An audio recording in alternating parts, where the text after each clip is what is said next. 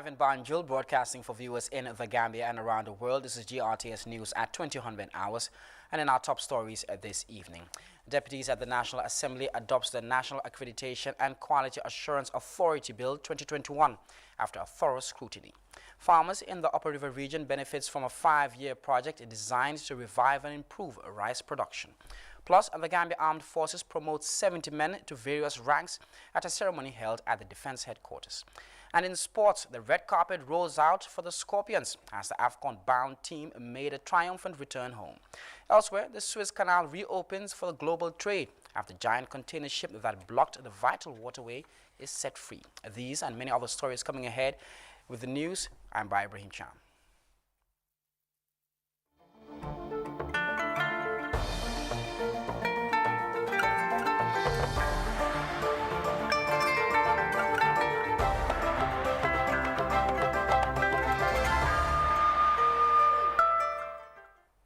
We begin this news bulletin with a press release from the presidency. In accordance with the provisions of Section 76, subsection 1 of the Constitution of the Republic of the Gambia, the Office of the President informs the public that Friday, 2nd and Monday, 5th April 2021 will be public holidays throughout the Gambia in observance of the Christian Holy Feast of Easter. On behalf of the President, His Excellency Andama Barrow, the Office of the President extends best wishes of a blessed Easter feast to the Christian community at home and abroad.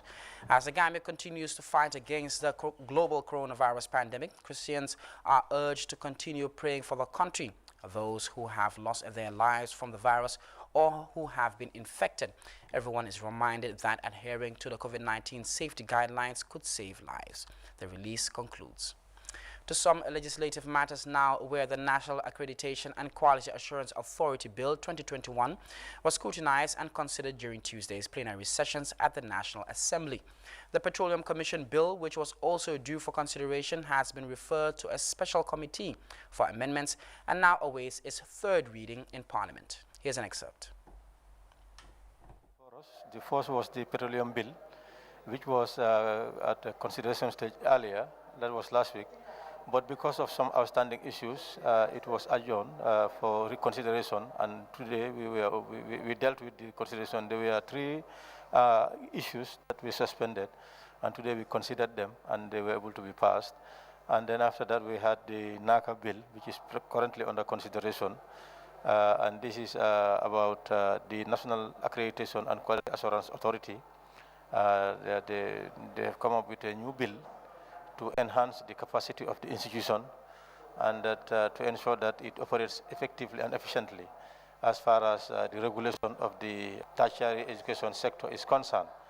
So today, these are the 2 things we were dealing with. And of course, the first one, the Petroleum Commission, as I said, there were 3 types of issues that we were dealing with. Of course, the committee did a lot of consultation with stakeholders as to how to revisit and then take into consideration some of the concerns raised by stakeholders and even members of parliament. So it was a very busy day today. Honorable nominated member also moved a motion earlier. Can you tell us about that on basic commodities? The movement was that the committee, according to our standing orders, when we are on session, no other activity shall take place other than the plenary. And if any committee wants to meet, you have to take leave of the National Assembly. And there's provision in the standing order that allows for that you come and take leave of the National Assembly. And that this was done under a notice of emergency, a motion without notice for an emergency consideration. And this is what was done.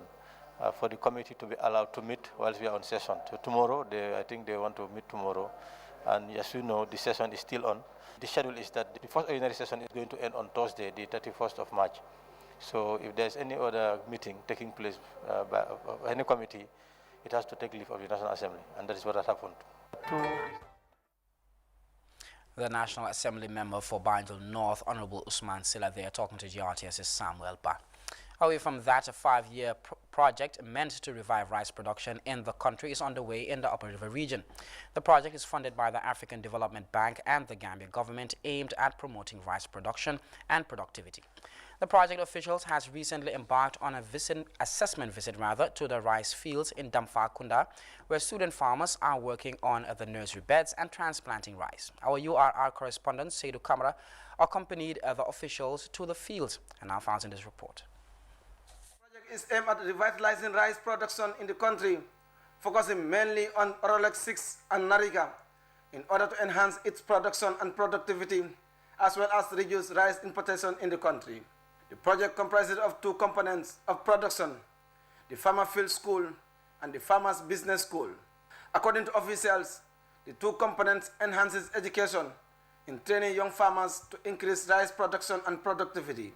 This project is a national development project with support from ADB that aims to improve rice production and productivity in the Gambia so that it will enhance food security, self-reliance, and commercialization of rice as an income generation activity.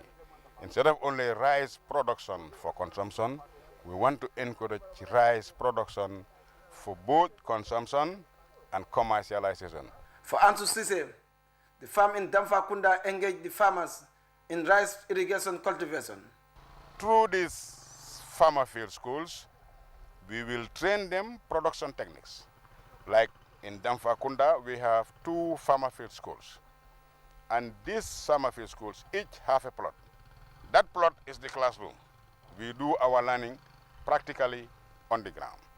One of the project supervisor, Babukar Sise, highlighted the importance of the 2 varieties of rice products, adding that this particular rice farm is one of the classrooms for these young people to be trained on rice transplanting in what he described as a farmer school students.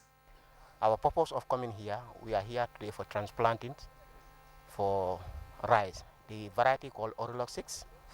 And the spacing that we use at the demonstration plot is 20 by 30. 20 by 20 centimeter between plants and 30 centimeter between rows. So looking at the size of this place called Kabafara, the reason why we are using those methods, because most of these people, they are young ones. As you can see, all peoples are there, but they were relaxing. It's the young ones that are participating. So meaning that we want to transfer the knowledge and the skills to the young one so that they can know the importance of using spacing. For them, they are using spacing, but their spacing is not accurate. That's why, in fact, today it was very tough for us, but at the end, they were able to understand. Maria Matrawale from the Regional Agriculture Directorate in Basse commended the project officials and the farmers, adding that the project will help the country's food self-sufficiency dream. See, however, the affirmed government's commitment in promoting agriculture, especially on rice production. It's a good move towards sustaining food self-sufficiency in the Gambia. We all know the government of the day.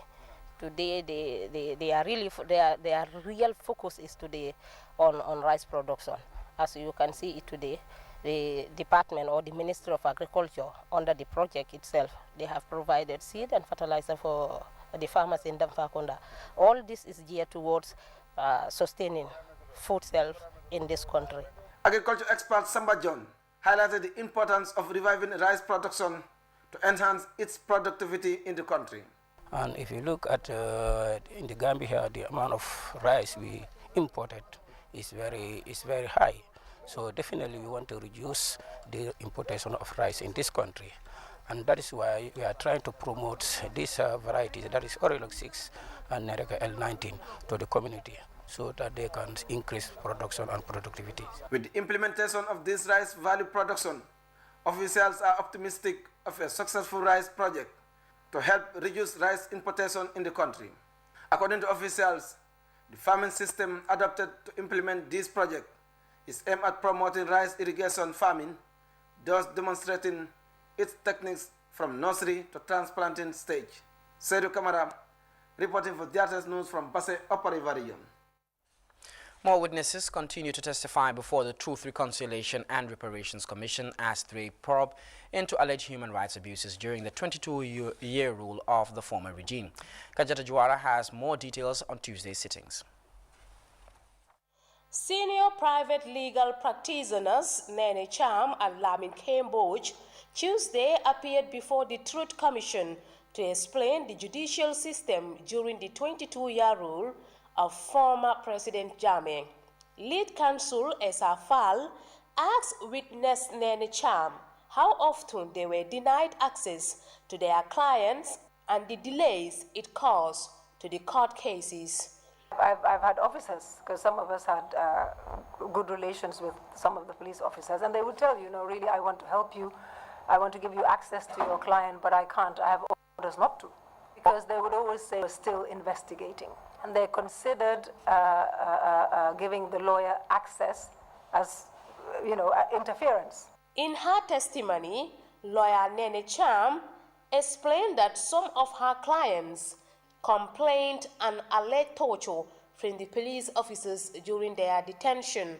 The second witness, Lamin Kemboj, narrates his experience after the July 22nd coup as a young magistrate in a military dictatorship.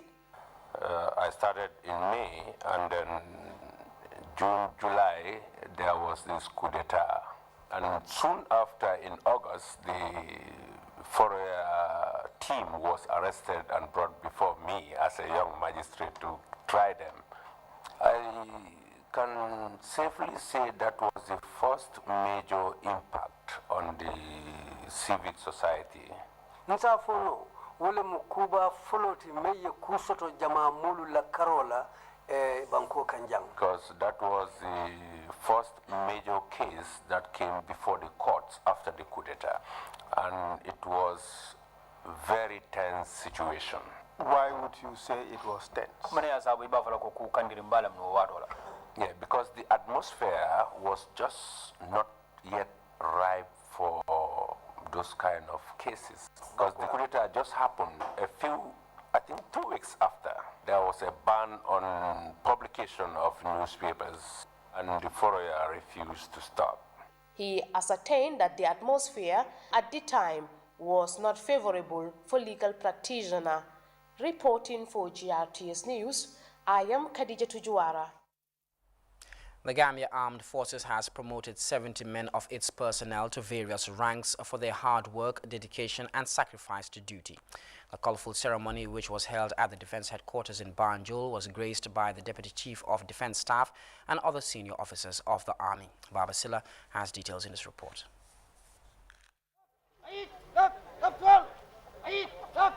Hard work, recognition, and finally a decoration ceremony promoting these young and gallant soldiers whose dedication and sacrifice has paid them a worthy dividend. Earning promotion to various ranks from private to lance corporal, this is a moment of proud reckoning, putting their careers in Army on a lofty platform as they receive promotion from corporal to sergeant based on levels of commitment and dedication shown in their service to the nation. Commending the officers for their promotion, the Deputy Chief of Defense Staff, Major General Mohamed Ocham, delivered an inspirational message and challenged the officers to live up to expectation. Promotions in the Gambia Armed Forces is a merit-based achievement, meaning that you are assessed, you are observed, and then over the period, you are assessed to see whether you deserve to be elevated or not. As they say, your competence is assessed, your loyalty and dedication to duty, all culminating in the board sitting to recommend your promotions. As these young soldiers open a new chapter in armed forces, Deputy CDS Cham challenged the promoted cohort to rededicate themselves to their various duties, which have elevated them to new ranks. As the government moved to fast-track security sector reform, which has been highly prioritized, the Army's second-in-command entreated the men in uniform to maintain professionalism in all endeavors. You can only serve your nation if you are loyal and you are disciplined. You must also exhibit integrity. What is integrity? Integrity is that personal discipline that somebody observes while you do things, and then you look forward to making sure that you are not found wanting or deficient in any form and in any manner when you perform those duties. Newly promoted Sergeant Joseph Mendy delivered the vote of thanks. There is always a sense of privilege being entrusted with a higher rank, and we should be all prepared for new responsibilities. Learning begins the very day a baby is born, and it becomes a process throughout one's life. The life of a soldier is everyday learning. Thus we climb the ladder. 13 private soldiers were promoted to the rank of Lance Corporal, 36 Lance Corporals to the rank of Corporal, 19 Corporals to the rank of Sergeant, and 1 Sergeant made it to Staff Sergeant. For GRTS News, I am Baba Silla. Let's now take our first break. Sports news is up next. Stay with us. In your life without connection.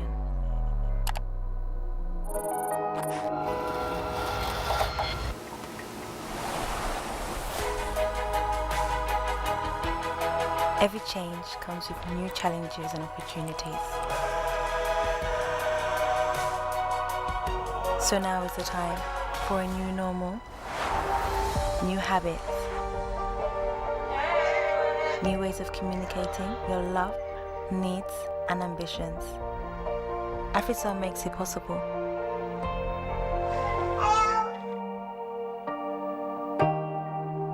Staying apart, together, with one heart.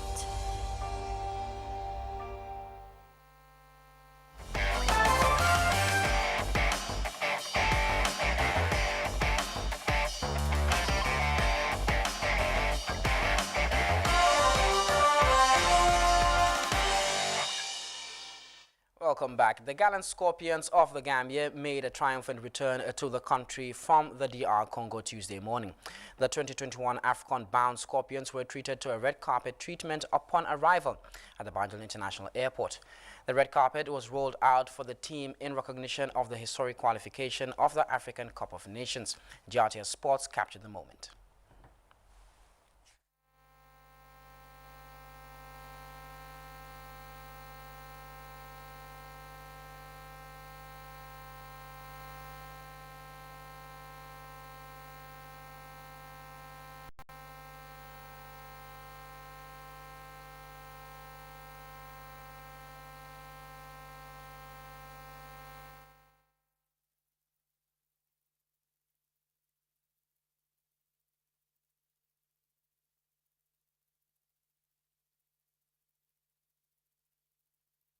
Well, we apologize for that poor sound quality, but still on sports, the Gambia Football Federation, with support from the government on Monday, extended the contract of the national team coach Tom Seinfeld for 5 years. The disclosure was made in Congo before logging horns with the Leopards of Congo on their return leg in Group D. Coach Seinfeld's new contract period covers June 2021 to June 2026. Modelement Sane was in Congo and picks up the rest of that story.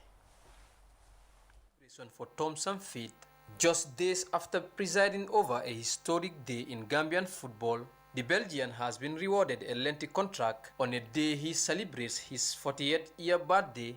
We think this is the right moment to formally, sign and engage him for another period for him to take us to coming AFCON competitions and the World Cup qualifier. Therefore, the contract will run from June of this year to June to end of May 2026. It's a 5-year contract period. We do have its own, articles and clauses that we all negotiated and agreed on. I think Tom, since we started with him in 2018, really has proven his worth, and I think the whole football family, including GFF and the government, are satisfied with him, and we have the belief that continuity gives results, and we feel that we have to give him the opportunity to take the team to the next two AFCON qualifiers, 2023, 2025, and the World Cup qualifiers. The 5-year extension was a product of the work of the Gambia Football Federation with support from the Gambia government. These have taken quite a number of consultations. from the initial discussions on the extension and the issue of discussing what should be in the contract, how do we ensure that, the coach continues to do better. And you people have been very collaborative, and of course, we had to give the endorsement based on the realities of the statistics that we see and the performance that we see. So I am happy that today, finally, we are signing this contract, and on a very important day for Tom, because it's his birthday. So yes, we want the boys to win today, so that will be a special gift for him. But this contract, I hope, also give him some form of birthday gift, that the Gambia appreciate what you're doing, and we will definitely go ahead and sign this contract for another 5 years, and we hope that what you have succeeded in doing this year, you will continue to do in the next 2 AFCONs, and possibly in the 2026 World Cup as well. Coach Tom Sanford, who signed his first contract in July 2018, completed his first task, securing one of the objectives for the agreement, qualifying the Gambia senior national team to the African Cup of Nations, something that impresses the federation to retain him as coach. A coach can never do it alone. This is an achievement of a whole team of people, everyone within the federation, the public around us, and most of all, the players, because Gambia has a lot of quality players. The reason I came in 2018 to Gambia was they were in a bad period. They had won one game, competitive game in 5 years. But I was convinced. I saw the players who were available, the future players who would be available, and I felt honored to become coach of Gambia. Until today, I feel still honored to become. For me, it's a pleasure. It's an honor to represent the beautiful country, the smiling coast, and I'm the smiling coach of Gambia. But for me, this is a desire. I had in my career, some made wrong decisions, sometimes accepted short-term deals. This is the third time I renew my contract, the second time I renew my contract with Gambia, and it's a very clear decision for stability, but also a decision for ambition. I have dreams as a coach. One of the dreams was qualifying Gambia for AFCON. This is the first step, but the dreams go further. Sit down and relax. That's not in my agenda. I want more, together with the federation, together with ministry, together with my staff and my players. The Belgian, who is celebrating his 48th-year birthday, will now lead the team to the AFCON 2022 in Cameroon and the World Cup qualifiers. Reporting for GRTS News from Kinshasa, DRC, I am Mudulamin Sane. We'll be back with news from outside the Gambia right after this break. Don't go away.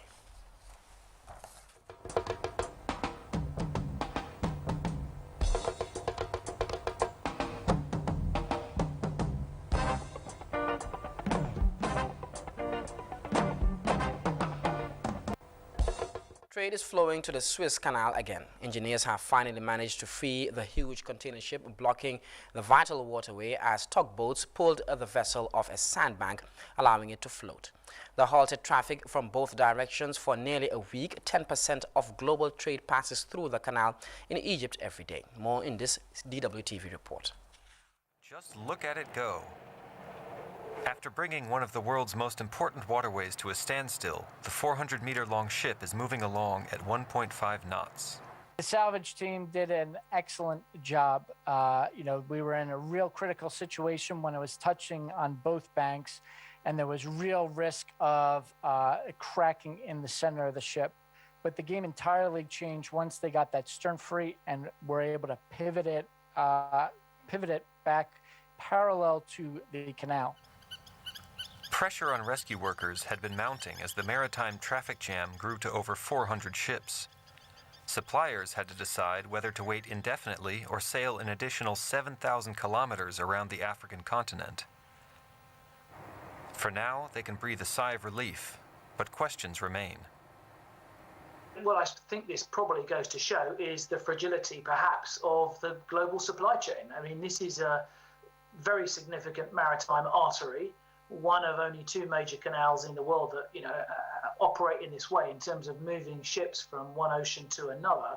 And so I think any blockage there has proven to be really, really challenging. The Ever Given's technical managers said initial reports ruled out any mechanical or engine failure as a cause of the accident, but human or other technical errors could still be uncovered in the investigation to follow. Now, before we end this GRTS news cast, a recap of our top stories once again. Deputies of the National Assembly has adopted the National Accreditation and Quality Assurance Authority Bill 2021 after a thorough scrutiny. Farmers in the Upper River region have benefited from a 5-year project designed to revive and improve rice production. Plus, the Gambia Armed Forces have promoted 70 men to various ranks at a ceremony held at the Defense Headquarters. In sports, the red carpet rolls out for the Scorpions as the AFCON-bound team made a triumphant return home. And the Suez Canal has reopened for global trade after giant container ship that blocked the vital waterway is set free. Well, that was all we had in this edition of GRTS News at 2000 hours. From me and the rest of this team, we thank you for watching and please enjoy the rest of our programs.